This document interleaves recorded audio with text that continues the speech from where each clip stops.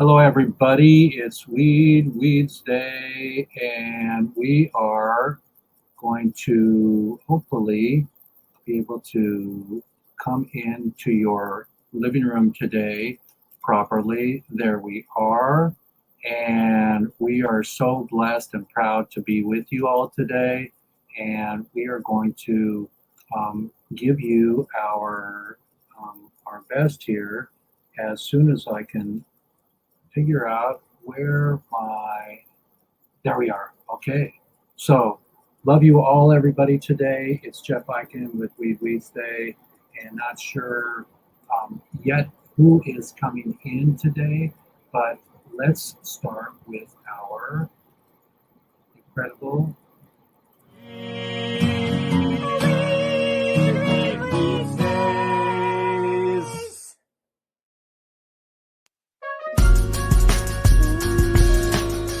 I'm your host, Jeff Eichen, human rights advocate and social activist fighting for government deregulation of weed and the release of all nonviolent criminals incarcerated for possession of marijuana, moving violations, parking tickets, IRS debt, etc.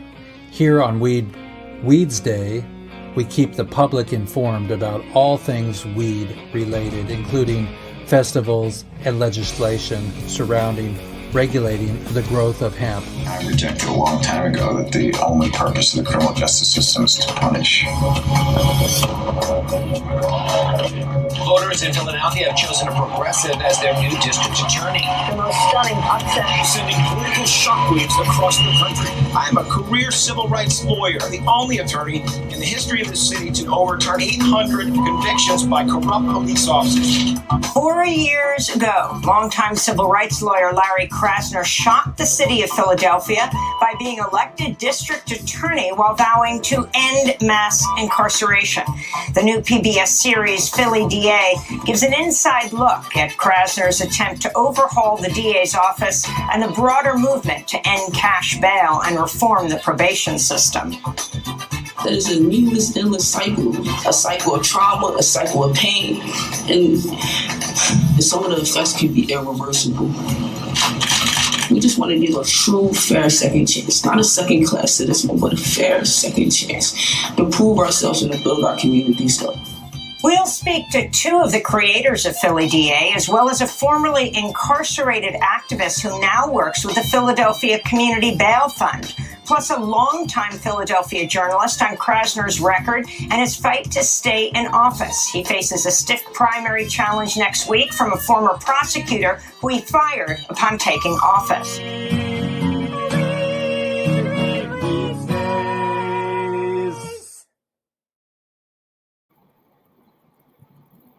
So, everybody, I'm going to still work with technology. I don't have anybody in the back office today, but I'm so blessed to be here with you all and to be able to get our live and in person. Jeff Eichen here. There I am. Okay. So it's really blessed to have all the superstars of the media. I mean, that's kind of what I do. Is I give us the story. I tell you where I've been. We bring in people from all over the country that have been activists for quite a while, and you know. We have Chris Conrad coming in, and it's just really beautiful to be part of this movement. You know, to be part of the movement to make things better. And I'm going to be sharing my screen with you all. We have beautiful Chris Conrad. Well, those are the biggest leaves I've ever seen, dude.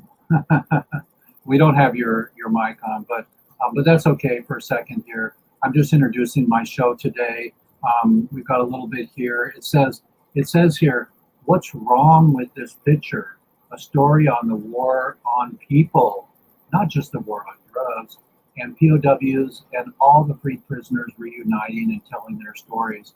We'll show a couple clips today from the boat trip in Florida. We've got Chris Conrad on, and it's just an afternoon to sit back and to reflect on the whole story from Jack Herer to terror and back to 1937 when this all started, that marijuana was made illegal, folks. And I live in the Pacific Northwest, and I like hemp, fabric and everything. But if you got an old weed T-shirt and Hemp Fest, I talked to the Core Value Group yesterday. They're making pillows out of their old hemp T-shirts, and they're selling them and giving them away for some of their newer promotions. And so I'm just really impressed with people that are recycling things, doing hemp plastic. My album's going to drop. We're going to try to do a 3D printing on hemp plastic of an album, and no one's ever done that before. So that's pretty amazing. And let's bring Chris in and just be casual today and talk about what we've learned all these years. Hey, Chris. Yeah, Jeff, good to see you, and thanks for inviting me to the show. Yeah, welcome so much. Do you have can you hear me well? Yeah, I can. Okay. I'm just going to see if I can. Oh, yeah. Okay. My volume was down. It's great to have you. And like I said, today is did you get your ears lowered? I don't think so. I think it's just that my knockout is cutting off my ears. Okay. No. When we used to get a haircut when we were kids, my mom would say, "We're going to lower your ears today." When you got a haircut, your hair would come up, and then it looks like your ears were lowered. But I'm in Pandem. I haven't had a cut for a while, so it's great. Likewise. It's great to have Chris in the house. You said you were traveling. Tell us a little bit about your travels. Well, I just came back from actually 2 trips. One trip to Mississippi because they've started to do the licensing out there. So I was with a group that's looking to open up a company out there, and then the same group has an option to do some stuff up in New York. So I went to both of them. And it's quite interesting to me, Jeff, and you're in Oregon, so you may have a different experience. But in California, I'm in Washington. Washington. Yes. Excuse me. In California, if you want to open up a cannabis business, it's you get a lot of pushback, and it's kind of like extortion. It's like you want to get your license. They also say, well, what else are you going to do for us? You're supposed to be like donating to charities. You're supposed to be paying for internet. You're supposed, for this town, paying extra taxes, all these different things. And so when I went to Mississippi, it was so different, though, because the locals there were like, yeah, we want your business here. Let's try to give you some tax incentives. Well, let's see if we can help you get employees, let's see if we can make it easier for you to open up your business. And likewise with New York, when we got up there, they said, you said, well, do they have to have hearings and so forth? And they said, no, why would we have to have hearings? The area that you're looking at is, already licensed for business and commercial. And as long as you don't do any retail, we don't have any problem. But here in California, boy, you try to do something like that, you're going to have all sorts of problems. And like I say, not only are they going to push you back, well, we don't want the smell, we don't want the this, we're too close to that. We've got a special zone only for marijuana. Well, you need to, get an extra clearance before you get your permits and so forth. These people were very welcoming. And so it's a nice change, but here in California, we're still stuck in a little bit in the dark ages where when we try to legalize cannabis, people are like, well, how do we protect everyone from this cannabis?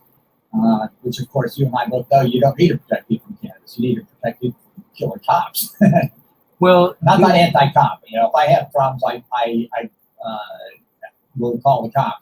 But nonetheless, there are some police out there who should not be wearing those badges.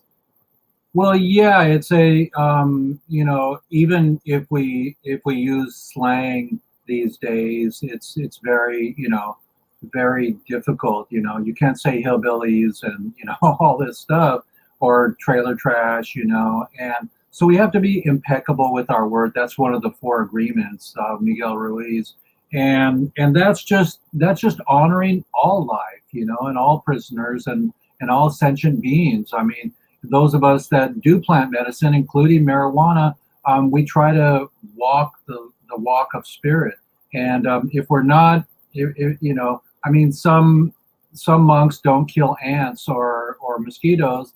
And the Dalai Lama told the story about being, you know, talking to the mosquito before he had to actually flip it away. You know, you can go now. You know, and so it is being impeccable with our word, being really gentle with what we say, and watching ourselves. But yes, when we say cops, maybe we should say policemen. You know, whatever. But the bottom line is that yeah, these people that grew up with maybe hatred or maybe bigotry in their family, it became normal to them, you know. Yeah, and all these things are patterns. It's like people talk about how sensitive people are to language, like you said. But to me, I'm much less sensitive to language than that. You know, if somebody says something to me, I'm thick-skinned and I'll brush off and so forth. And I think there's some advantage in actually that, you know, getting people used to the idea that you don't have to, just because a word makes you uncomfortable doesn't mean that you have to, like, you know, make it a scene about it or something like that and things like that. But when it comes to law enforcement, you know, I think that, you know, my sense is that, again, the vast majority of law enforcement are really, you know, they're there to protect and serve and so forth. And but it's really difficult, the situations they find themselves in. And yet at the same time, we have this situation like in California here. I was just being contacted about another case, and you know, what we've got here is a situation where they say that if you make hash, that's legal, basically, as long as, you know, you're within whatever limits there are on that. You know, if you make hash oil with a volatile extract, then that's a felony, 3 to 7 years in prison. The business code has said that ethanol and CO2 are not volatile. Well, of course, CO2 is obviously not volatile. Ethanol is questionably, but not nonetheless. They said that that's the case. And now I have this situation where someone was making hash oil without a license. And so now the police are saying that should be a 3 to 7 year felony for them. And I'm saying, no, it should be that they didn't have a license. It should be a, you know, $5,000 ticket or whatever for doing something without the proper license. But the cop is just kind of like saying that it doesn't matter what the law says. This is, you know, he thinks that that the law, you know, should be interpreted in such a way that this is seen as a felony crime rather than a violation of the licensing laws. So what I'm getting at is that the person that's the manufacturer should understand, know the laws, and the policeman or the cops should also understand, and we should all be going by the laws and the rules that are set up to protect all of us. And if we're on the same page, then we have less reason to whine when they throw somebody in jail for that crime. Right, but then at the same time, the situation is that this officer is taking it upon himself and working with the prosecutor to take something that should be a simple fine and turn it into a 7 year prison sentence because the cop doesn't like it. You know? Right, but that's what I'm saying is that the rule is made. Okay, whether it's bulletproof or there's holes in that rule, it was voted on and it's installed. So shame on the manufacturer or the cop for not following the rules. And I'm not a fan of volatile, people doing volatile gas extraction or whatever in their homes or anything like that anyway, because it is seriously dangerous. But I'm just saying that like you said, the penalty should be what fit the crime rather than just if the cop can figure out a way to make it seem like worse, that they should be able to get a strong. But that's why we're here, you know, right here. That's why we're here. The war on people, the war on drugs. We're here as advocates for reforming the system and stating it globally because our IBM TV is now POD TV, the Pod TV, now going global. So listen to us, global, you know, incredible humans out there. Is that nobody should be in jail for that amount of time. It doesn't fit the crime. I mean, it's not violent, and it didn't hurt anybody, and it was just going an inch away from the law. And I think case by case, we should get smarter in the courts. Yeah, no doubt about that. And since it's the planting season is upon us now, one of the things that I'm confronting, and I was really looking forward to talking to Paul Stanford, because I consider him one of the top experts in these different kind of things, is that here in California we have such a severe drought that we have to figure out what kinds of cannabis can grow like with the least water, and that's, people are always researching how do you make the cannabis stronger and how do you bring out different cannabinoids. But what we need is, or I should say more potent when I say stronger, more potent with THC or other cannabinoids. But we also need to have plants that are going to work with the environment. And that's one of the things about hemp, and cannabis hemp is that if you look back at the research done by the U.S. Department of Agriculture, you're talking about going back in time. Well, Weiser Dewey, the head of fiber plant division at the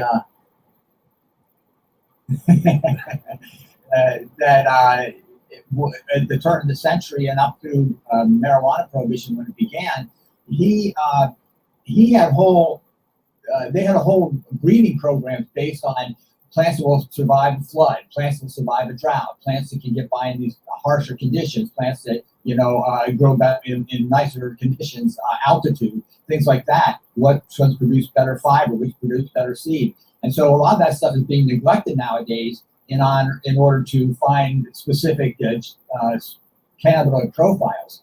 And I'm not against cannabinoid profiles, but I'm just saying that we need to look at the rest of the environment and figure out how to do this rather than just only always look at the same part of the plant. Right. Well, you're leading us into a direction that it's springtime. It's springtime, and it is time to plant. And yes, we did have Paul Stanford on deck, but he hasn't shown up yet. Maybe he'll come in next week or later on. I just texted him. But yeah, we need to pull the book out and to share with each other what we know about what we know. I mean, if you're a brain surgeon, do you sit down in a room full of soccer players, or do you sit down in a room full of brain surgeons and share what you just learned as an aha and how to save somebody's life? Mm-hmm. And it changes the rest of the environment too. Like, for example, this year, I mean, it's only May, but it looks like August or September here. Things are so dry. Right. And so Is it fire season again? Is it fire season again? It is. Yeah, we've already had several big fires. Oh. Normally, fire season. When I got to California, fire season was October. Then it became September through mid-November. Now it's all year. It's just how big are the fires is really the only the factor. But because of this drought, we were in a situation where the deer are eating plants that they normally would not eat. They're eating succulents. They're eating. I can't plant the deer-resistant plants. They eat them because there's nothing else out there, And the same is true with my cannabis plants this year. I put some sprouts out. They were looking great. I stuck them outside, and birds ripped them right out of the ground, out of the flower pots. I've never had that happen before. But like I said, it's just the situation just so desperate that the wildlife is, just trying to survive. Since we're on, I can't really fault the birds. Since we're on seeds right now, tell us about autoflowers. What you know about autoflowers? Well, autoflowers are the way that they work with autoflowers is that they use the genetics that came from the ruderalis, the northern Russian plants, because those are the only ones that aren't phototropic, meaning that they respond to the length of the day in order to flower. Because up there they just have a short little season, they have to seed and flower and pop out. So they use those genetics and they mix them with the more psychotropic varieties or CBD varieties or whatever in order to get auto-flowering plants, which means that you don't have to wait until the light of the season changes. So indoors, you don't have to change it to a 12-hour cycle. You can run it with 18 hours, they'll still flower. Outdoors, you can plant them in the spring, and if they're short enough cycle, they will harvest in the early summer. If you plant at the beginning of summer, they do it at the end of summer. And if you do it at the later summer, they'll be auto-flowered at the regular time and everything else. Now, for a long time, these were not that popular on account of several things. The plants tend to be shorter, smaller plants. The potency is less in general, or has been traditionally, I should say. They're they don't handle too much moisture as well. They're more mold resistant, I should say. But the thing with them is that when you the reason the first group that really popularized them were actually the Mexican drug gangs. And the reason for that was because at a certain point, the federales knew that come September or October, they would go down and wipe out all the cannabis fields. And so this is a way that the Mexican drug groups, which were not as, the potency is not as big an issue, you know. I mean, they harvested early. They harvested early, and the feds would come in, and there would be nothing there. Exactly. Right. And so yeah, so they could get in 2 harvests, and the feds might get the third one, but even then, the third one didn't look that big, so the feds didn't know how much there was. But then those genetics came up north here, and a lot of it's more in the CBD area for some reason. It seems to be like I've seen more people using auto flower for CBD plants. I got a purple haze seed from a buddy, an autoflower purple haze. And so it's just got a little tail on it now. I just put it in the dirt this week. And so, yes, everybody, I have my green card. So, Mr. Now, how does that work up in Washington? Because in California, any adult 21 or above can grow 6 plants. No, we got 3, and you have to have a green card and renew it every year.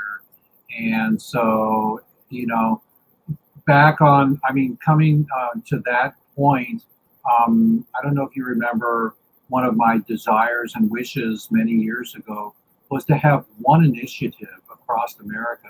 Not that every state had different laws and different rules. What we're going through right now at HempFest in the core team is we're not going to have HempFest this year because they had 100,000 people at HempFest, and Myrtle Park is open and we could get a license, but we're 5 months late. We had a meeting last night, and Vivian, thank God for Vivian, we're going to have a plastic cleanup for the state, for the citywide in Seattle, instead of HempFest. And we want to promote single-use plastics to go bye-bye, to clean up on the 2 days of HempFest, to do it globally, but also to just get that paradigm going.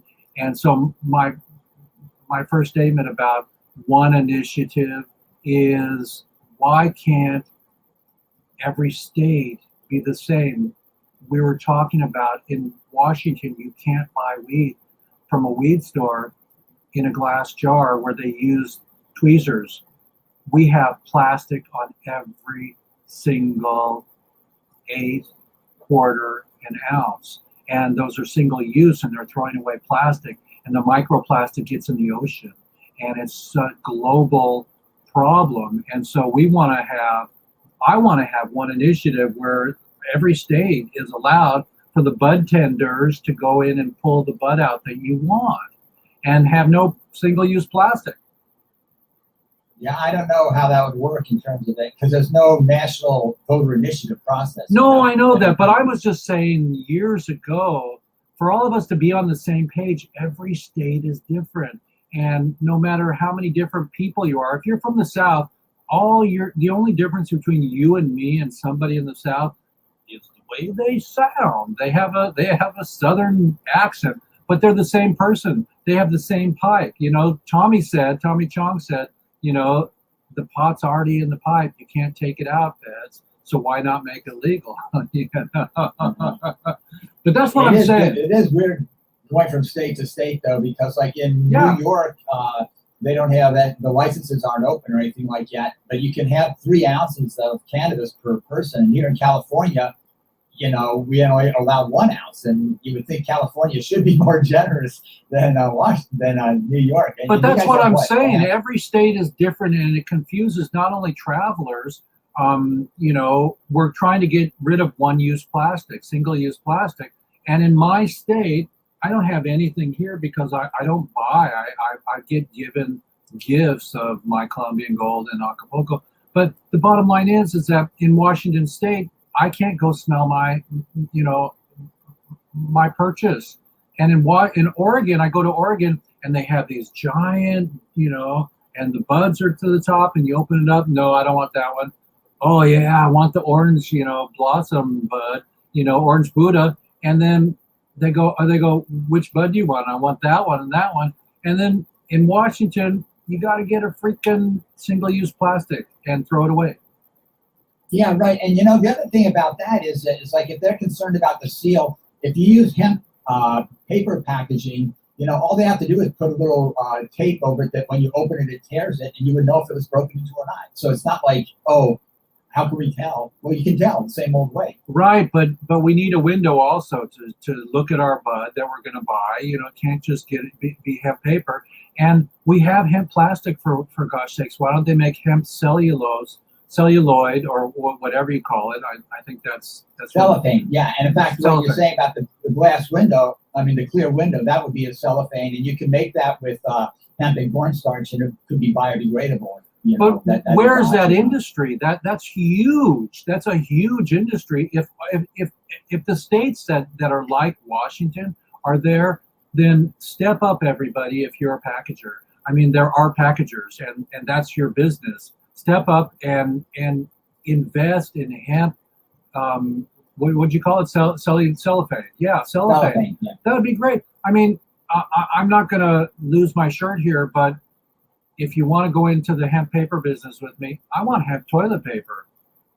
Mm-hmm. No more trees. Another thing about the hemp plastic, though, is, it might be recyclable. Like if you go to the leafonline.com, my website with news, we have multiple articles about people making packaging out of recycling and even hemp recycling plastic.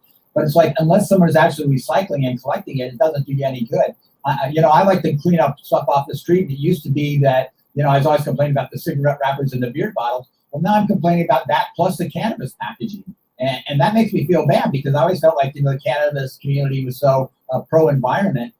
But yet when I'm out there picking up litter, it doesn't look like it. Well, as stewards to our party, as being responsible humans on the planet, and we're on POD TV going to, we're in Ecuador, we're in Mexico, we're now, hello, France, And, merci beaucoup, tudo bem, Brazil, and all that stuff. But the deal is that we share what we're learning, and some people that are listening to this don't even know you can make plastic out of hemp. Right. Yeah, and actually, the situation I was in New York kind of explains part of that problem. Because we're looking at this facility. And it's huge. It's hundreds of thousands of square feet, warehouses, and so forth. For an indoor grow? For an indoor grow? Yeah. Although the idea is to do greenhouse, but we need indoors for some indoor growing and from extraction and things like that. But the point of it is that there's this huge warehouse, and so why do we have access to this warehouse? Because the company, the manufacturing company, went under, and they sold all the machinery out of those warehouses. So we now just have empty warehouses. And so you're saying, well, why don't we do this stuff? It's because our infrastructure was dismantled. Starting after World War II, was purposely dismantled in order to ship jobs out of the country for cheap labor in other countries.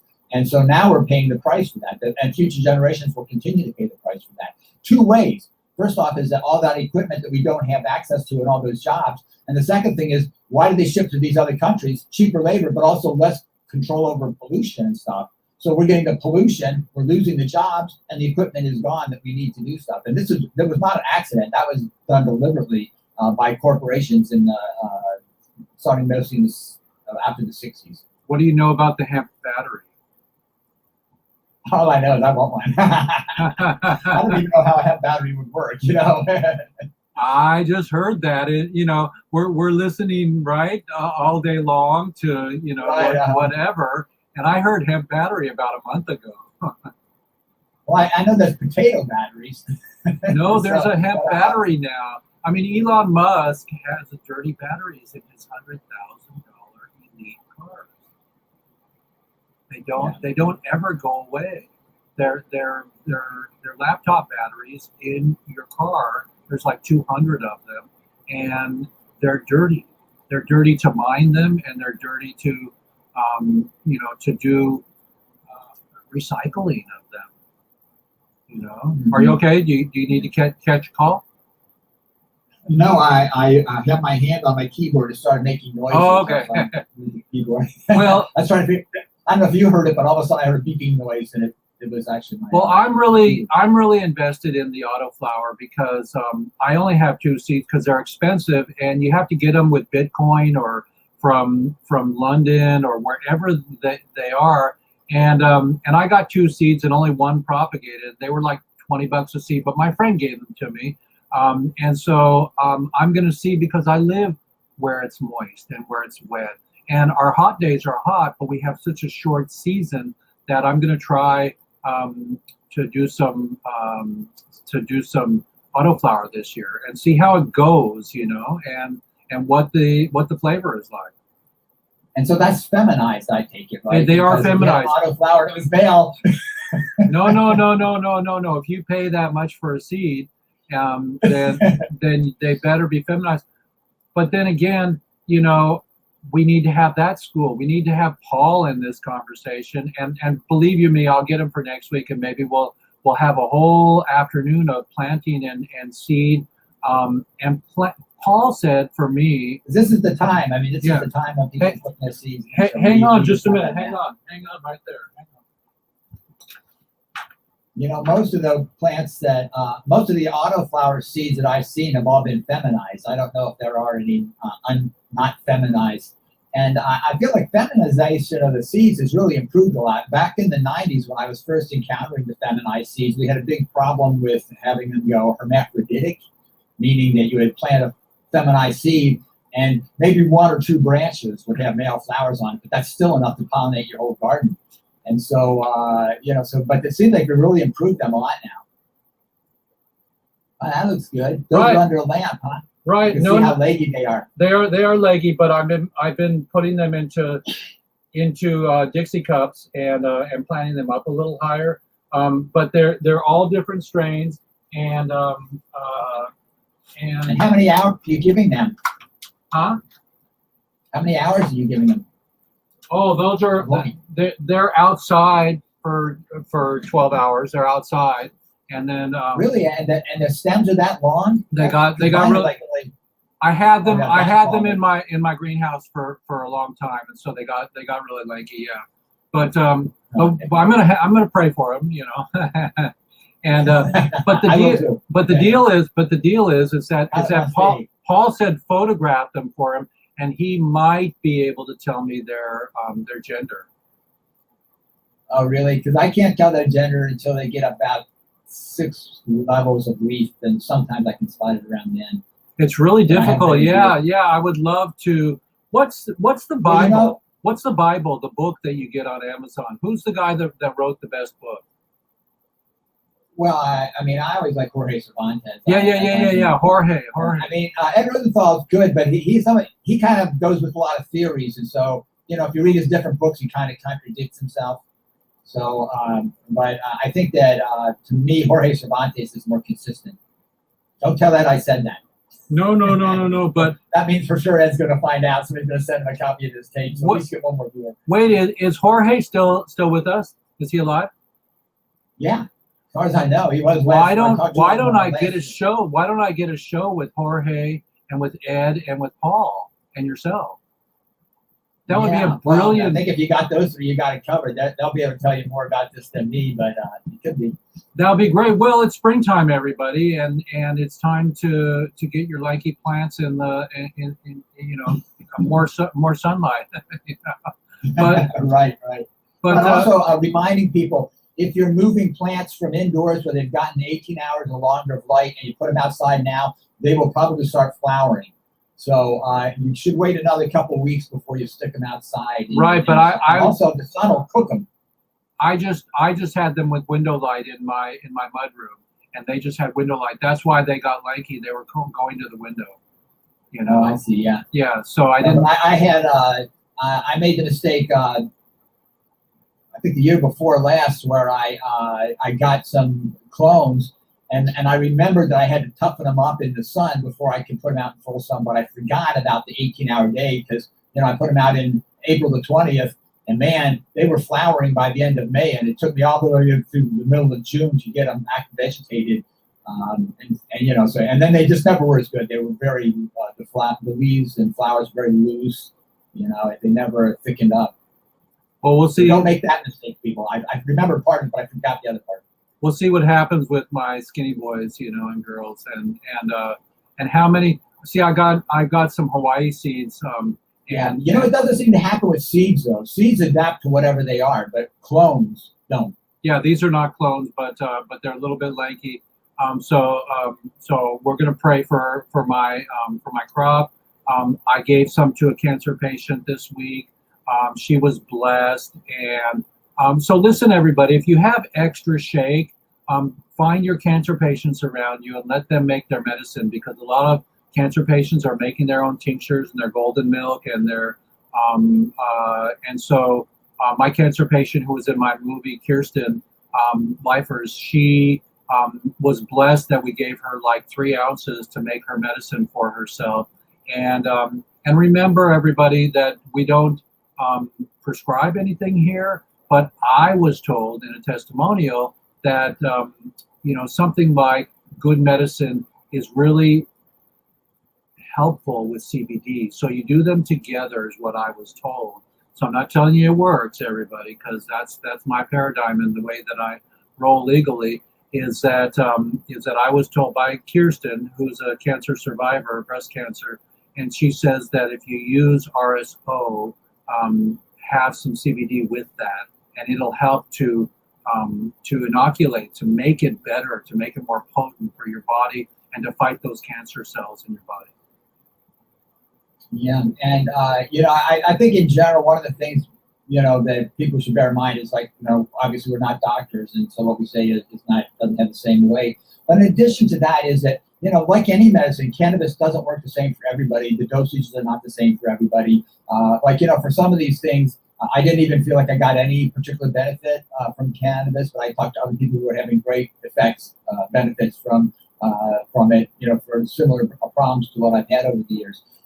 And vice versa. I've gotten good relief, and other people said that they didn't get that benefit. And same with CBD. So I would just remind people that the phytocannabinoids on the plant, which are the naturally occurring ones that grow on the cannabis plant, and the human endocannabinoid system, each of us has a unique endocannabinoid system, similar but unique. Every cannabis plant has a similar but unique cannabinoid profile, and sometimes very different cannabinoid profiles. And so, when you're using cannabis, you're trying to match those things up, and so you're the only person who can really tell how well it's working. Anybody who gives you advice, you should always make sure that it works for you personally. Well, I have a prayer for a cannabis hospital where there would be, in the old days in Washington State, they got rid of the medical stores, and when you went to a medical store, they had more knowledge. The bud tenders, they were allowed to tell you what strain for what you have. But again, it's all experimentation, as you say, to your tolerance and to your body and to who you are. Right. And something else, since the theme of this show is always about the lifers and getting people out of prison, is to remind people that Barbara Lee and the Cannabis Caucus in the Congress have asked President Biden to give a blanket amnesty to nonviolent marijuana prisoners.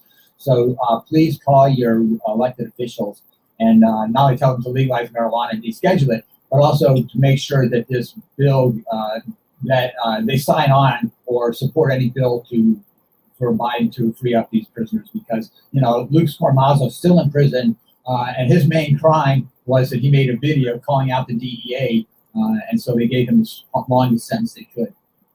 It's all BS, everybody, and we're back into the prison system paradigm here. It's really important, everybody, to follow through with this, because in one hand swoop, a human being can help these nonviolent humans come home for the war on drugs and war on people. And just look at the Delices.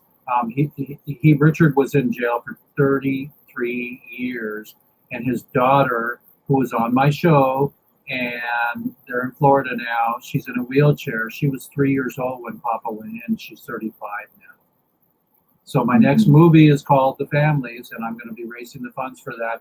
And I want to tell the family story. I want to share the emotional ties that, what do you do when you go to school and you're 6 years old and your daddy's in jail for pot?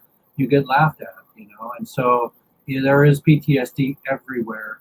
And the prison system is, yes, we're getting some successes, but our job is not done. Yeah, the whole heck of a lot. In fact, one of the things that's fascinating to me, Jeff, is if you look at, we've had cannabis legalization stalled in Congress for like 3 years, the entirety of McConnell being the head of the Senate. He would never allow any bills to be brought forward and so forth. And right now, again, things are tangled up because of the senator from from West Virginia, Manchin, who won't sign up on these things with the rest of the Democrats to legalize cannabis and so forth. But now you look, somebody does a bill that says they should tax marijuana according to the THC content. Well, that's moving kind of fast. There's another law to make penalties more strict against fentanyl. That's moving fast. So it's not like they can't do it fast. It's like they can always, the prison industry, anything that's going to send more people to prison moves fast. Anything that can get people out of prison somehow seems to get choked up in the system. And that's because the law enforcement and the prison industrial complex have unfair and undue power in our legal processes. We need Tracy Glore on the nightly news to tell her story about her son that did nothing wrong. And they just pointed fingers at him. And, you know, I think prison for nonviolent humans is supposed to be, we told you, and you had 3 strikes and now you're in, but it's not working. Like you said, the punishment should fit the crime. Well, right now we're experiencing a lot of people coming home, but they all should become home in one fell swoop of the pen. And I'm really blessed that you're telling me that's happening. Yeah, I don't know the name of it, but Barbara Lee is the one who sponsored it, a bill to get, or the Cannabis Caucus requested buying sign and a blanket amnesty. So yeah, I would say people have to look into it. I don't have the details right in front of me, but that is something that really needs support right now. It's so important to have progress in our lifetime. That's a Jack Herer dream. Like terror, haha, and you know, hemp, hemp, hooray, everybody. And Jack would say, paper, fiber, fuel, medicine, and food. Why should anybody be in jail for something I did 5 minutes ago? You know. So we're here on POD TV. Jeff Eichen here, formerly known as IBM TV. IBM slashed us and took that away. All of my videos were down. I went to all these influencers last week, everybody, and I gave them the IBM network. And little did I know, all my videos were down. So we found them again. We're back in action. We're here on Weeds Day with one of our favorite guests, Chris Conrad. And what's next on your list, or tell us about your what's your favorite strain these days? You know, Tommy, when Tommy was on a couple weeks ago, he said my favorite strain is marijuana, cannabis, and hemp. You know, yeah, I just say I call my favorite GBS, garden variety salad. It's where whatever you grow in your garden and you mix it all up. Homegrown is so beautiful. And what about cannagars? Have you ever had a canagar? Is that like a cigar? Yes, they have these rolling papers that are huge, and they have these presses, and you press them. But you put like a half an ounce, but you can mix. You can put a mixture in there. And I went to Portland for the 2nd annual Canagar Off, and it was the Canagar Cup. And it was fantastic. And now I want to do a Canagar magazine with sexy farms and people, and do a magazine that teaches the world. But they're huge. They're huge. They're big, giant papers.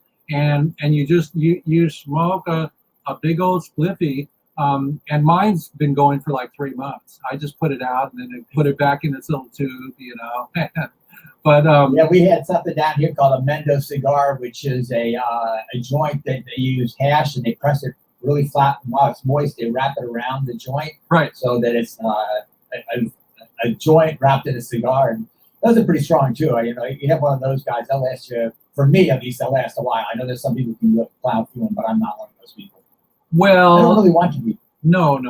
We got too much work to do, and it's about being relaxed. You know, my parents would come home from work and have a Mai Tai, you know, with a pineapple in there and a little umbrella, and my dad would, you know, chug one down, and relax and watch a little tube and then get back to work. He was an architect. He'd go back in his drafting room, you know. But the idea is that we are responsible, everybody, with our intake, you know, and keeping ahead of the game so we can have abundance and, you know, and money flow from not being too high, you know, but to use it for relaxing and know that this strain is my favorite for the morning. This strain is my favorite for midday. And this strain is, you know, is good for the evening or for good loving or for whatever. I'm not advocating smoking 3 times a day. I'm just saying that know your strains and have your favorite. That's why I ask everybody what their favorite is. You know, I grew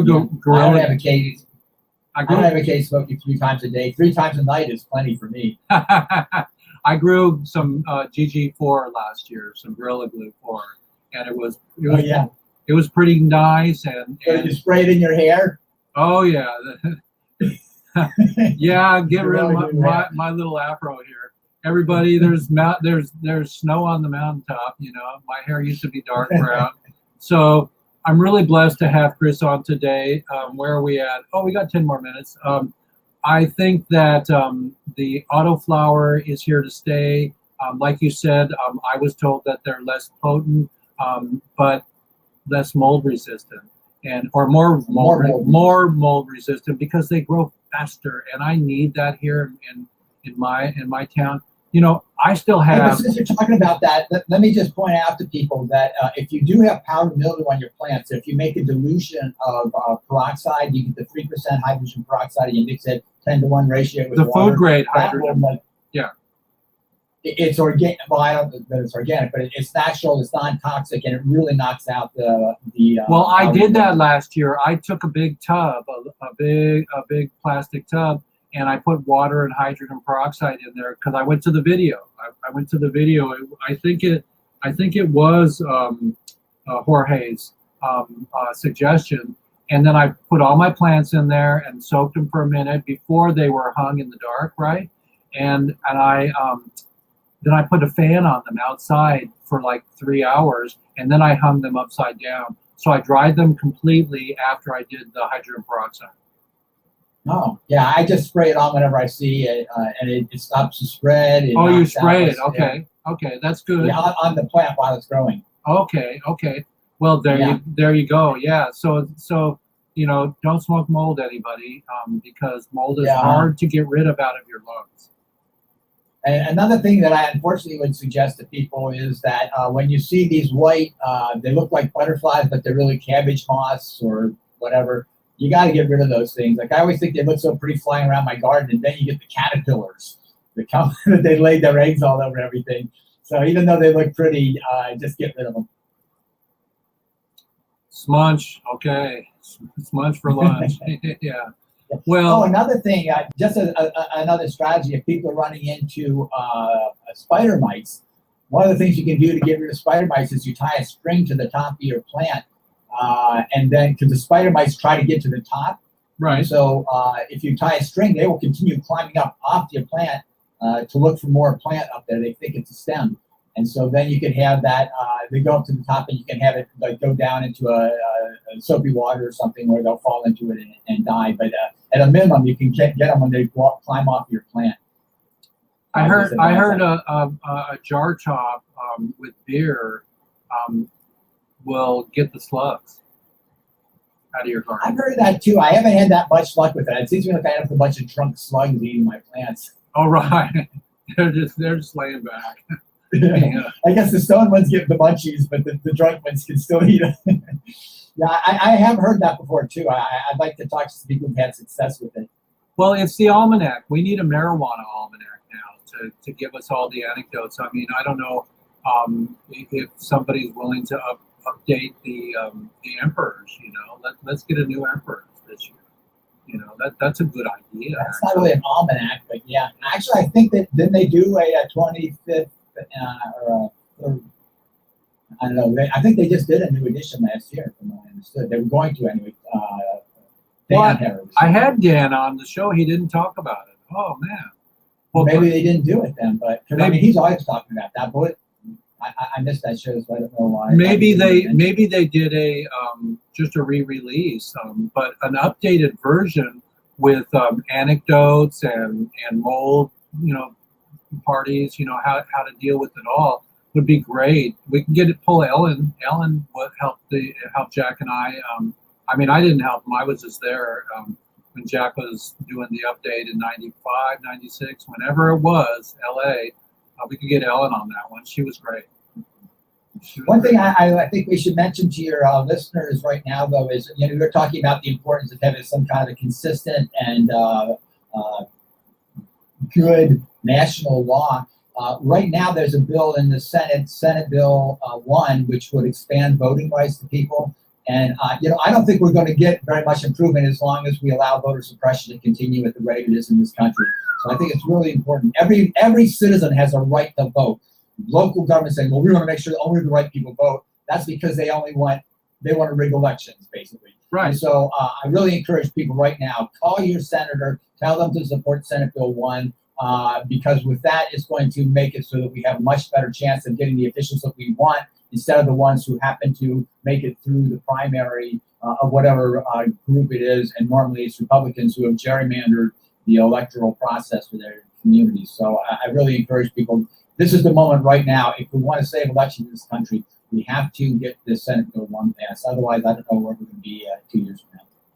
Well, everybody, we're with Chris Conrad, and it's just a blessing to see you every time, all the time. If I get Paul Stanford on next week, I will let you know again, and we'll follow up. We'll do more about planting and plants, and hopefully my big old tall boys and girls will do well once I replant them and they get strong. But in the meantime, everybody, we're going to say adieu. Any final words, Chris? Yeah, just to make sure that you check out my website, theleafonline.com. And if you want to contact me, you go through my website, chrisconrad.com. That's CHRISCONRAD.com. And remember, not only do we have to change these laws, we need to get people out of prison, and we need to make sure that your listeners don't get themselves in trouble. So be careful out there, everybody, and lobby for social justice every chance you get. Put your taillights, the new bulb in there, and don't get pulled over. And know your rules, The police that pulled me over said, smells pretty dank in there. And I said, what are the rules? I just changed the subject. I didn't let him go that direction. And he said, in Washington State, you can have an ounce in your trunk if it's open and sealed while you're traveling from the shop, because it's legal here. Sealed, you can have just a small amount in the car with you. So know your rules, everybody. And that's the same as California. You can have an ounce, but if it's in the cab of the car, it has to be sealed package or closed and sealed package. But if it's in the trunk, it doesn't matter. Right, without a doubt. And so we're blessed to have Chris on today. Thank you so much, man. And thank you. Say hello to your honey and to everybody in Cali. And I will pray for minimal fires this year. And yeah, ice plant. I mean, ice plant is so important. We used to have that in our house. My sister lives in Montecito, and when they had the rains after the fires there on the mountains around her, they lost like 300 homes to mudslides. Yeah. So everybody be well, and I'm going to share my screen with you, Chris, here, and so you can see my new intro and outro. You'll love my new jingle that I got. And let's see if we can do that here. Everybody, we're gonna go here. Here we go. We're gonna roll out of here, everybody. I'm gonna get my movie up here. Here we go. Okay, so we are on Weeds Day. Go out of there and go to our movie. Boom.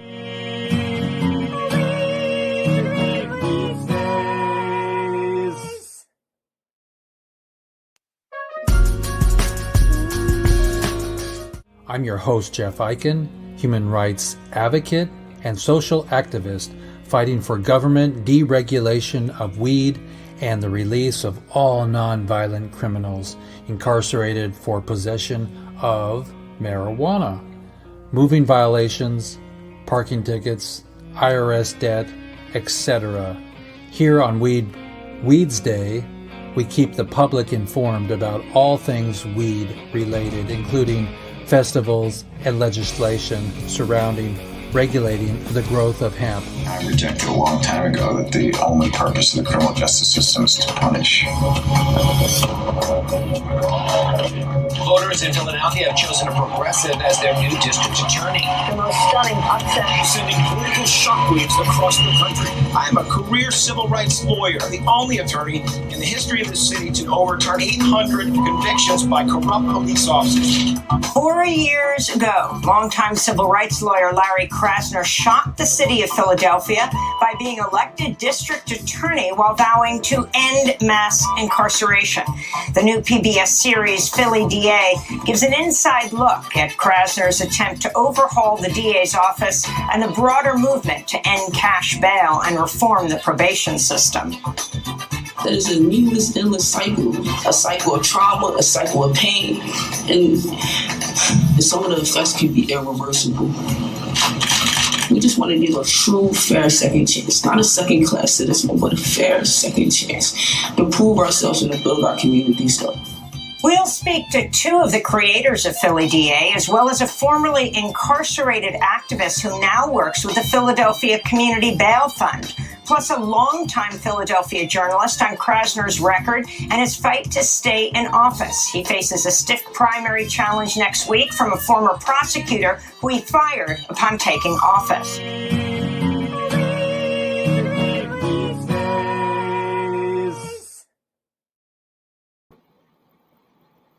Hey, everybody. That was my new intro and outro.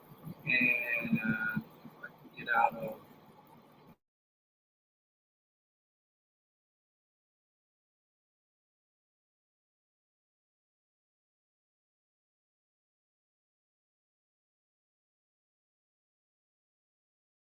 I was on Vanessa. There we go. My mouse froze there, everybody. So thank you, Chris, for joining us today. We're so blessed to have you. Great talk today about plants and about romance with your relationship to this season. Tis the season to be planting, and do it right and feel good, everybody. And I'm out of here. Thank you, everybody, for joining us today. Remember, 321 is the there I am. Anyway, hang on.